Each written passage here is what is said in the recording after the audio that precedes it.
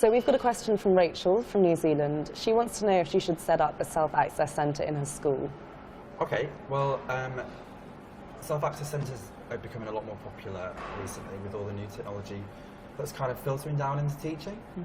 Just if you don't know, or if anybody that's watching doesn't know, self-access centre is a place where students can go to kind of do some work themselves, and it's usually almost all kind of self-directed by the student. They do it without the teacher supervising.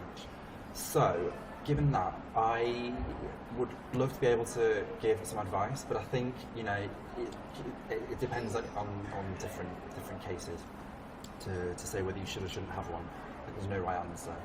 I think you need to think, a couple of things. Firstly, what facilities do you have and what do you want? So, you might have a bit of a space where you can put some computers and, a place where students could go. You might have a classroom where you could have a dedicated space for your students to go to. So there's loads of options. You can just have a look and see what you think is best. And I think the thing to think about mostly is, whether it would actually enhance your school, the quality of the teaching of the students, especially, and of their learning.